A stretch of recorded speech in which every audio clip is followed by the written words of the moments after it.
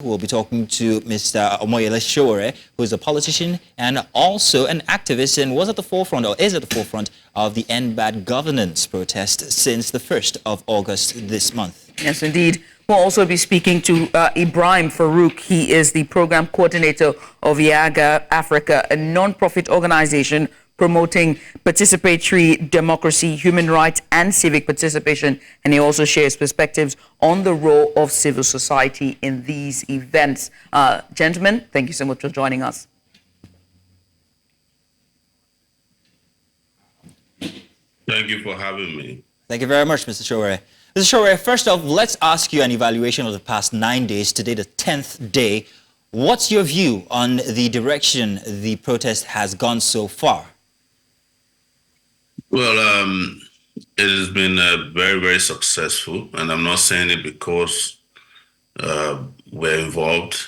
It is my own assessment, and we're starting to see that the people of Nigeria have woken up, and the sleeping parts of Nigeria are also waking up. I watched this morning a clip by a group of Nigerians known as patriots visiting Tinubu in Abuja, asking him to start the process of making a people-oriented constitution. That's our number one demand out of the 15. And they made an eloquent request about the need for it. I cannot speak to the processes they suggested because that's not something that we are interested in right now.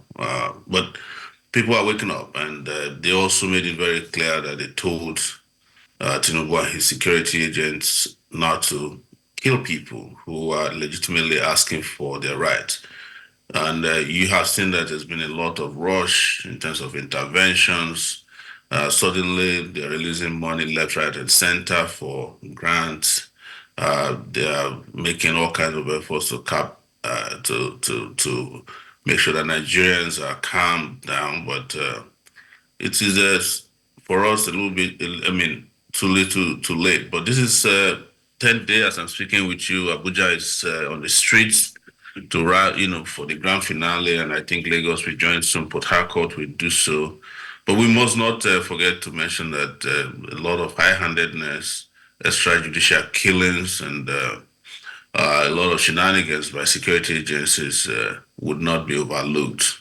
This was completely terrible handling of Nigerians who are asking for their rights peacefully that we saw in Kano, we saw in Kaduna, even in Lagos, where thugs were driven to various centers where protests were happening to beat up peaceful protesters and even journalists, including your journalists. I'm surprised that you didn't ask the Lagos guy why they decided to send thugs to beat you guys up. But that's a conversation for another day. Oh, yes, indeed. I mean, speaking of the demands and the protests, today is the last day. Demands have been made, and the government, the president has come out to address it. And he also talked about somewhat of a negotiation or some sort of talks on the sidelines. But if I'm correct, about some days ago, you posted a non-negotiable list of demands that are core demands of the protesters. And those non-negotiable demands, I must have to ask, this is day 10, right? If it's non-negotiable, do you think that it has been achieved then? No, this is day 10 of a series of revolts that will hit Nigeria if these demands are not met within a period of time. And let me let you in today, being the first, sorry about that, being the first station that we will tell this, that these protests will resume from the beginning of October. And they might even resume earlier, depending on situational variables. And when we start in November, we will not stop until these demands are met. So already that conversation is going on among planners and organizers and the public, members of the public about this. So just to get it right, 1st of October, which is Independence Day. Yes. well, their own Independence Day. We want to fight for real independence starting from that day. Now, I must ask, given all of the situation that have occurred during the hashtag End Bad Governance protests, from the dispersing of protesters with live bullets, ammunition, to the curfews that was imposed, as well as the events that we saw in Kaduna and Kano, do you think that still going back on the streets to demonstrate is the answer to call for these demands? Yes, because that's the only language they understand. They don't understand any language that is just mere sending letters to them. But this is not about sending love letters to people in government. People have been cheated. People have been abused. They have been deprived of their fundamental rights, social, economic, and political rights, and they're asking for redress. And so there's no going back. In terms of there shouldn't have been a break, but it was the decision of those who are planners and organizers of this that we do our first 10 days as a rehearsal, and the main thing would hit after that. Mr. Sowore, certain agencies, governmental agencies, immigrations, finance and all, have talked about certain scrutinies regarding people who they consider sponsors of the protests. First question is, are you a sponsor of the protests here in Nigeria? One, and if you are, have you noticed any indication that you are on some sort of watch list, whether by the immigrations or by the financial institutions here in Nigeria? And also your roundabout view regarding that watch list. That's the people who should be on watch list.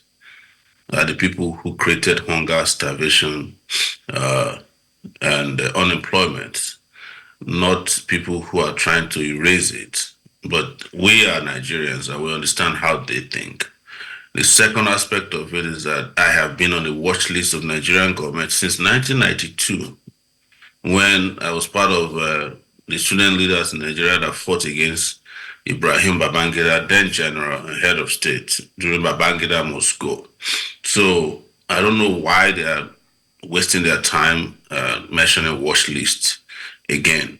The third aspect of it, yes, we have our organization, the Take It Back Movement's account at UBA was frozen, and it still remains frozen as we speak. And when they reached out to us, they claimed that they can't find the documents we used in opening the account, which is ridiculous because there's no way you can open an account without documentation. But we know the game, and but it's also important on the fourth note and last that the individuals who are in these agencies who are making this ridiculous, utterly ridiculous and illegal statement should understand that there's no law in Nigeria or internationally that allows any citizen to be placed on watch list when they have not committed any crime known to your own Nigerian laws. So it is completely illegal, irresponsible, and reckless on the part of the immigration person to say that they are watching some people from diaspora, and as a result, if they come into the country, they'll hand them over. For me, I don't even care. Anytime you want to hand me over when I come back, I'm ready. And my bag is always packed. And I'm sure many people who got involved in this knew that there's going to be, they're in it for a long haul, and I'm not worried about this. So, sir, just to be absolutely clear, to be absolutely clear, did you just say that the Take It Back movement is responsible for or has been sponsoring the protests, just so that we're clear? They're championing the protests. Championing. It's different from sponsoring. Different from sponsoring. Could you tell us the difference between the two? The protest is sponsored, or the revolt is sponsored by hunger.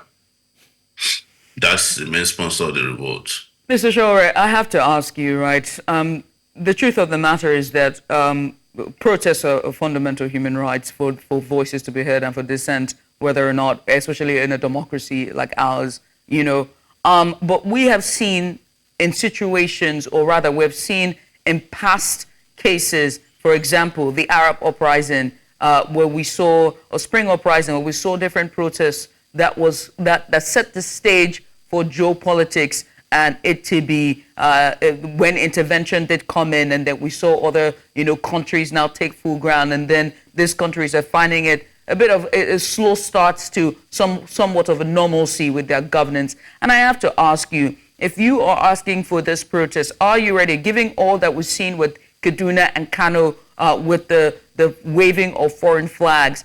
What are you doing, and what are the organizers and the sponsors doing, are the people at the forefront, to make sure that this protest doesn't set the stage for geopolitics and intervention of other foreign entities? There's no foreign entity here, and you must understand the context in which people are waving flags. All right, they're waving flags that they said was from Russia, and some of them have explained clearly and qualitatively that they don't feel like Nigeria supports their aspirations. So they're using that to spite the bad governance that has become Nigeria's situation. We also suspected, and we have made it clear, that this might be the handiwork of fifth columnists, because we've seen the military trying to make some moves. They're going to barricades, acting nice, and we condemned immediately that we don't support military rule. So no military should come and hide under this protest and take over power. And you realize that since we made that statement, the military guys and the flag wavers have also kind of tucked themselves back in. But there's no crime in waving any kind of flag. No crime in waving Russian flag, Palestinian flag in Nigeria. There's no law that says you can't put up a flag of another country during protests. That's why they call it protests. It's sometimes you use it to object to your own social, political, objective conditions, and say to this, that's why they call it protest. And on the day of protest, people do things that they don't do on normal days.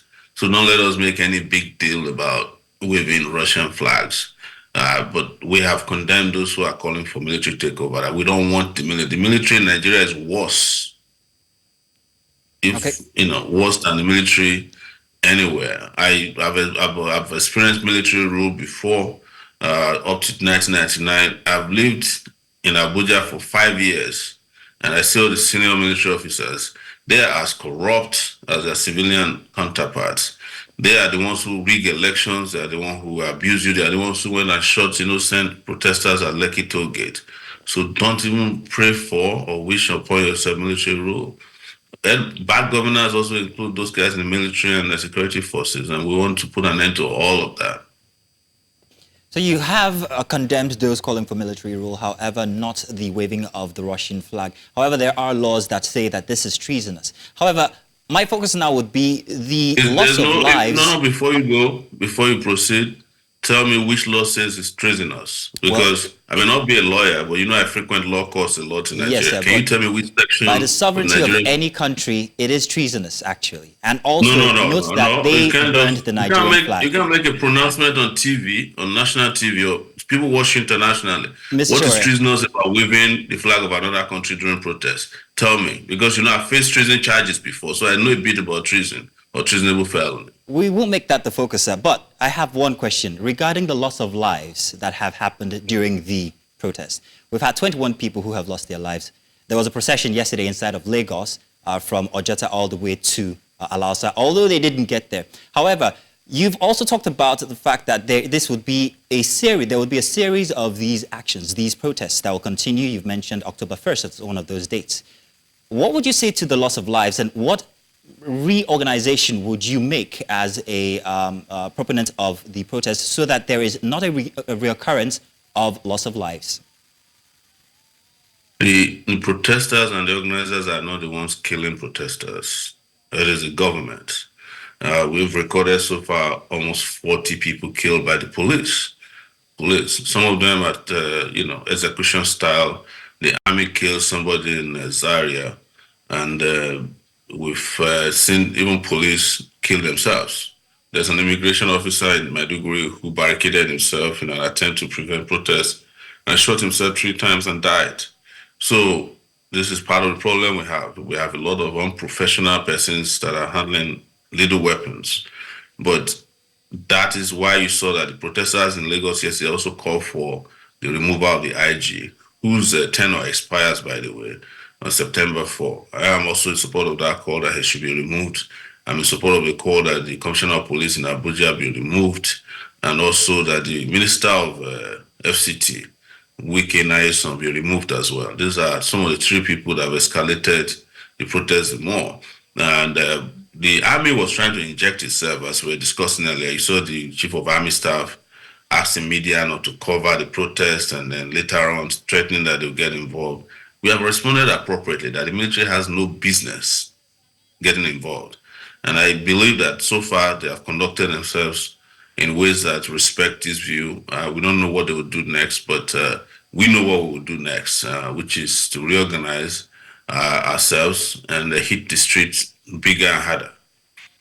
For the next batch of protests starting from August 1st, October 1st, I beg your pardon, would it be another 10-day protest, or would it be just a continual thing until the demands are met in its entirety? I think we're going to go back and discuss with organizers and after today. But let's give kudos to all the organizers, very brave men and women across the country who have carried on for these 10 solid days without wavering. And we're asking the authorities to release anybody that might have been arrested, whether in Kano, we have about 1,000 of them, in Yobe, and to leave the curfew they illegally imposed in Plateau.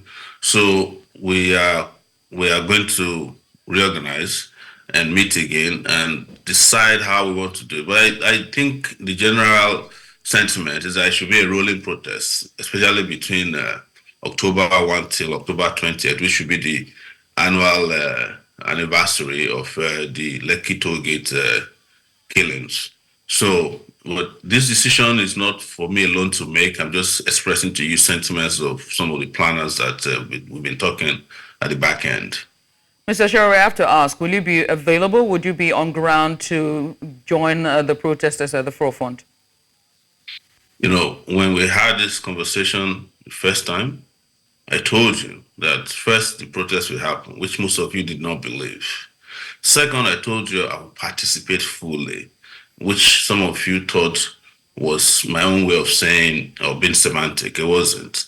I have participated fully in this protest in ways that most of you couldn't have imagined. The world has moved past where you live or where you stay to do protest. Or what is important, and which we have proven, is that everybody that committed to making this protest a success did their best from wherever they are.